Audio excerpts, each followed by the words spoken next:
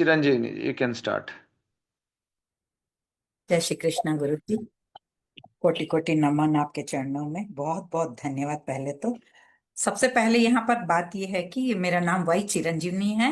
मैं आंध्र प्रदेश श्रीकाकुलम जिले में रहती हूँ। एक्चुअली आफ्टर मैरिज मैं यहाँ पर आई हूँ और यहाँ पर टीचर की गवर्नमेंट हाई स्कूल में टीचर की हैसियत से काम कर रही हूँ। तो मुझे ये प्रोग्राम, मेरी एज 60 ईयर्स है गुरु जी। अभी रिसेंटली कंप्लीट हुआ 60। और फिर मैं मुझे ना बीच में पिछले बार 24 में अक्टूबर में हम लोग अक्टूबर में नहीं, 23 में अक्टूबर में हम लोग गए थे बद्रीनाथ केदारनाथ की यात्रा पे।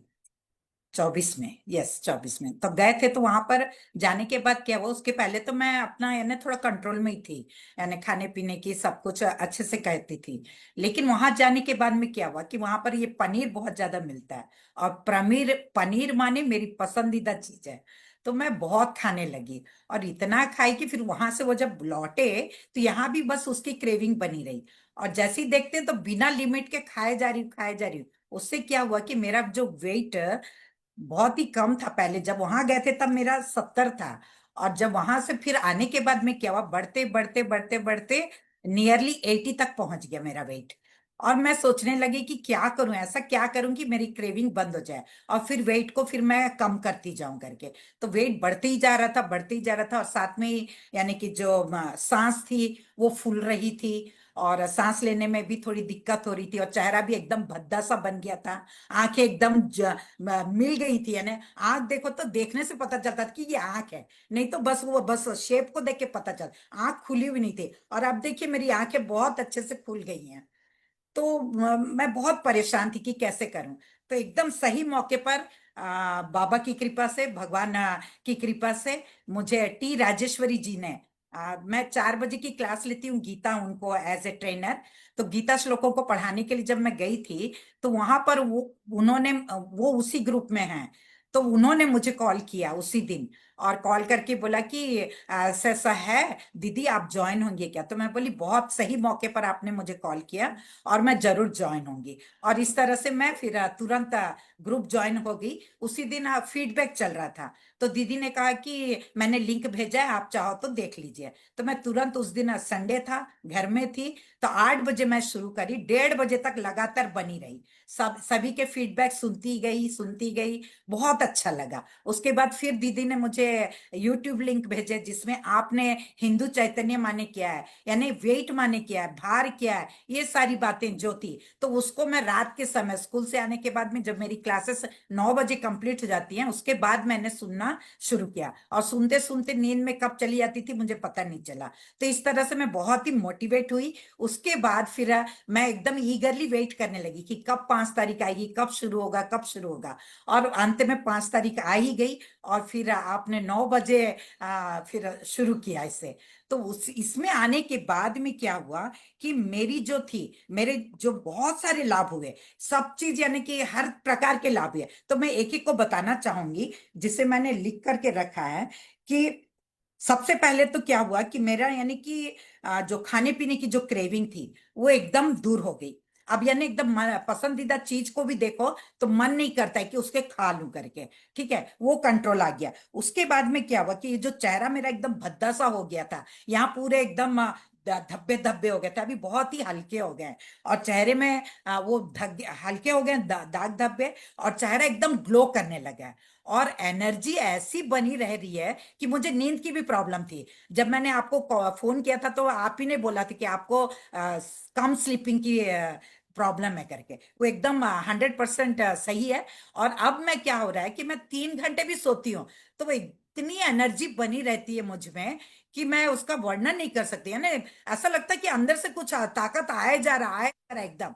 चाहे सुबह हो, शाम हो, रात हो, या रात के 12 बजे भी यदि कोई बात करता तो फुल जोश यानी कि किसी तरह की थकान महसूस नहीं होती है। और सुबह अपने आप नींद खुल जाती है। पहले भी मैं जग जाया करती थी, जगने के बाद भी यानी जगना है करके नींद खुल गई, जगना है, जग जाती थी। लेकिन थोड़ी यानी थकान सी लगती थी कि तो थोड़ी आंखें बंद करके थोड़ा लेट जाओ, ऐसा लगता था। लेकिन अब 5 तारीख के बाद से बात ये हो रही है कि जैसी जगो, फिर नींद का नामो निशान नहीं है, थकान का नामो निशान नहीं है। और एकदम 2 घंटा सो या 3 घंटा सो, फुल एनर्जी, एकदम फुल मस्त जोश, दिन भर बना रहे। और 21 तारीख को जो इंटरनेशनल योगा डे था, तो वहां पर हमारी एचएम मैडम बोले, मुझे योगा करना और करवाना बहुत पसंद है।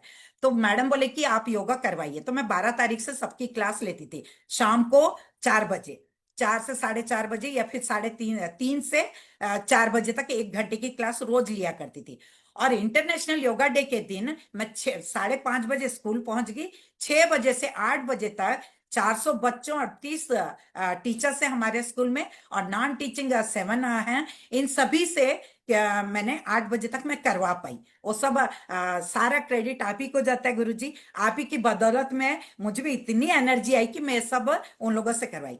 अब सारा स्टाफ और बच्चे पूछने लगे कि आपको थकान नहीं हो रही। उसके बाद भी फुल जोश, फर्स्ट पीरियड गई एकदम जोश में उनको क्लासेस बताने लगे। तो बोले आप थकते नहीं हो क्या, क्या राज है? तो मैं बोली मैं कर रही हूँ, एक दीक्षा में हूँ, मैं आप लोगों को बताऊंगी करके।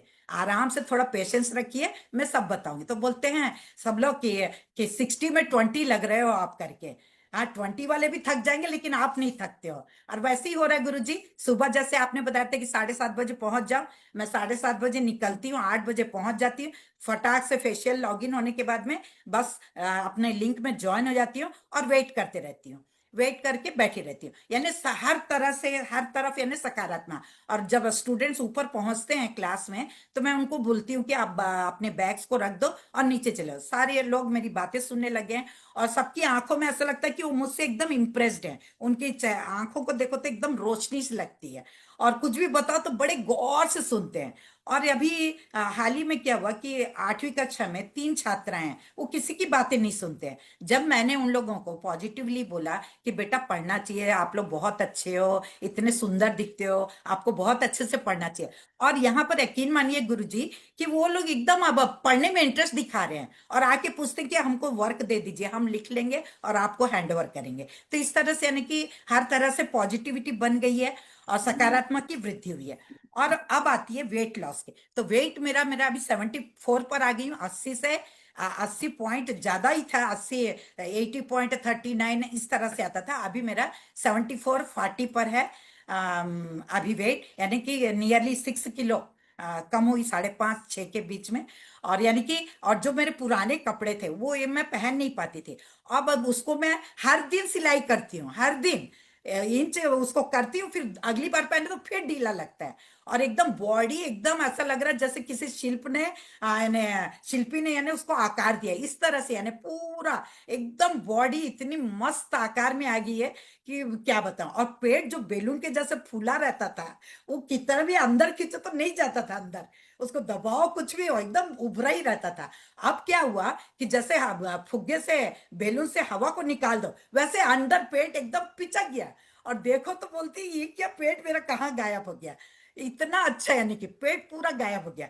और यहाँ पर जो यानी मुझे हेडेक कभी कभी आता रहता था, और मैं बहुत परेशान होती थी। अब वो जैसे आपने बोला था कि यदि कहीं पेन आ रहा है तो आप पानी पियो, तो मुझे याद है कि पानी पीना चाहिए। और जैसे ही मैं पानी पीती हूँ, और पानी क्या करती हूँ, एकदम बड़े से पात्र में भर लेती हूँ, वो करीब करीब 2.25 लीटर उसमें भरता है, और मैं लगातार यानी पी ले रही हूँ, आधा आधा लीटर भरती हूँ, पीते जाती हूँ। और तुरंत उसके बाद मैं महसूस करती हूँ कि मेरा कोई दर्द नहीं है। उसके बाद आराम से बैठ करके गीता की ऑनलाइन क्लासेस ले पा रही हूँ, 9 बजे तक क्लासेस लेती हूँ। उसके बाद थोड़ी देर आपका जो गीता का जो है ना, आप बता रहे थे तीसरे अध्याय में, वो सुनती हूँ, और सुनते सुनते कब नींद में चले जाती नहीं मालूम। तो इस तरह से मेरी दिनचर्या लागू है। उसके बाद में यहाँ पर क्या हुआ कि इस प्रोग्राम में आने के बाद में मुझे चोट लगी थी, यहाँ स्टिचेस डले हुए थे यहाँ और यहाँ, इसके कारण यहाँ बाल नहीं थे। तो मैं पेंसिल यूज करती हूँ, क्योंकि आईब्रो बिना आईब्रो के चेहरा भद्दा सा लगता है, और हमें तो अपना चेहरा सुंदर दिखना चाहिए, शरीर सुंदर दिखना चाहिए, हर कोई चाहता है, तो मैं भी वैसे ही चाहती हूँ। तो मैं यहाँ पर आईब्रो लगाया करती थी, आईब्रो पेंसिल यूज कर। अब क्या मैं देखती हूँ कि यहाँ पर पूरे बाल उग गए हैं, एकदम यहाँ तक, यानी जहाँ स्टिच है उसके ऊपर भी बाल आ गए हैं दोनों इसमें, और आईब्रोज एकदम मस्त हैं, अभी हल्के ही हैं, लेकिन आ, आ गए, यानी कि अब थोड़े दिनों में ये बाल भी घने हो जाएंगे। और मेरे जो सिर में बाल थे, यहाँ पर पूरा स्काल्प दिखता था, अब देखिए पूरे नए नए बाल आ गए। तो अभी हाल ही में एक बच्ची नई एडमिशन ली है, 9वीं कक्षा में, वो यूं खींच रही थी। मैं बोली बाल क्यों खींच रही, तो बोले आप विग लगाए हो ना करके। तो मैं बोली नहीं नहीं, मेरा ये विग नहीं है बाबा, ये सही का बाल है, खींचो तुम करके। तो बोली हाँ सही में। फिर मैंने उसको दिखाया, मैं बोली स्काल्प देखो। तो बोली सच्ची में, मैं तो सोच रही थी आप विग लगा के आ रहे हो करके। तो यानी बाल इतने अच्छे हो गए, और चेहरा इतना ग्लो कर रहा है, मेरा चेहरा मुझे ही बड़ा प्यारा लग रहा है। और शरीर देखो तो बहुत खुशी हो रही है कि इतना सुंदर बन गया एकदम, और सब आप ही की बदौलत बन गया है। और मैं ये बताना चाह रही थी, और नींद, यानी कि नींद तो बहुत बढ़िया हो गई है, मैंने सब लिखा हुआ है। और सकारात्मकता जो 24/7 निरंतर बनी रही है। यदि कोई स्कूल में बच्चे या टीचर्स कुछ भी बोल दो, तो टेक इट इजी पॉलिसी आ गई है ना, उसका वो वृद्धि हुई है। कोई भी कुछ बोलता है तो नहीं, डोंट केयर, ओके ठीक है बोलने दो, ऐसा ऐसा चल रहा है। और मैं उसको फील भी नहीं करती। बाकी लोग पूछते हैं अरे वो तो उसने उन्होंने तो आपको ऐसा कहा, आप क्यों ऐसा नहीं है। मैं बोली ठीक है ना, बोलने दो ना, क्या हो गया, बोलने दो, क्या हो गया। वो खुद ही फिर बाद में वही आके बोलते हैं मैम सॉरी मैम, हमने ऐसा कह दिया करके। तो इस तरह से यानी कि पॉजिटिविटी बढ़ी है। और मेरे जो हस्बैंड है, वो हमेशा कुछ भी करो तो पहले नेगेटिव ही बात करते हैं, ये सब करना जरूरी है क्या, इसमें क्या आएगा, तुम हर इसमें बस एंटर हो जाती हो, करूंगी करूंगी बोलती हो, ऐसे करके बोला करते थे। अभी परसों कॉल करके बोले, अब उनका दृष्टिकोण देखिए एकदम पॉजिटिवली बदल गया। बोलते हैं बहुत अच्छे प्रोग्राम में ज्वाइन हुई हो, अभी वो हैदराबाद में है और मैं श्रीकाकुलम में हूँ। तो फोन पे बोले कि बहुत अच्छा है, इसको कंटिन्यू करो, और बहुत अच्छा लग रहा है, तुम भी बहुत बढ़िया दिख रही हो, इसको लगातार बनाए रखो। तो इस तरह से यानी कि हर कोई मेरे प्रति एकदम पॉजिटिव हो रहा है। और 21 तारीख को मेरी जो छोटी सी एक पोती पैदा हुई है, उसका बर्थडे है, पहला बर्थडे। और मुझे इंटरनेशनल योगा डे के दिन यहाँ पर सभी से करवाना भी था। और दूसरा मेन कारण ये था कि मैं यदि जर्नी करूंगी, तो ये जो अपना जो प्रोग्राम चलता है 8 बजे शक्तिपात, मैं अटेंड नहीं कर पाऊंगी। तो इसके चलते मैंने बाबा को नमस्कार किया और बैठी रही कि कैसे बताऊं कैसे बताऊं। इतने में मेरे बेटे शिवू, मैं बड़े बेटा शशिधर है, छोटा बेटा शिव है, मेरे सास ससुर सभी लोग शिव के शिव भगवान के डिवोटीज हैं, इसीलिए सबका नाम शिव रखे। तो शिव ने फोन किया और मेरा एकदम दिल इतने जोर जोर से धड़कने लगा कि ना जाने वो क्या कहेगा। और फिर मैंने बोला बेटा ऐसा ऐसा चल रहा है और मैं नहीं आ सकती। तो बोला कोई बात नहीं मम्मा, अभी इस बार के लिए आप रह जाओ, अगली बार जरूर आ जाना। और मैंने थैंक्स कहा भगवान को। तो इस तरह से यानी कि पॉजिटिविटी, जो सकारात्मक का दृष्टिकोण है सभी की, यानी कि बदल गई है मेरे प्रति। और सांस ऐसी बनी रहती है कि पहले श्लोकों को पढ़ती थी, एक चरण के बाद रुक जाया करती थी, अब दोनों एक ही ब्रीथ में मैं लगातार लेके उन लोगों को बहुत ही अच्छे से बता पा रही हूँ। तो साधक भी कह रहे हैं कि दीदी आपका जो अभी श्लोक पढ़ाने का तरीका है बहुत ही बदल गया और बहुत अच्छा है, अच्छा लग रहा है। तो इस तरह से सांस में भी बहुत अच्छी आ गई है। और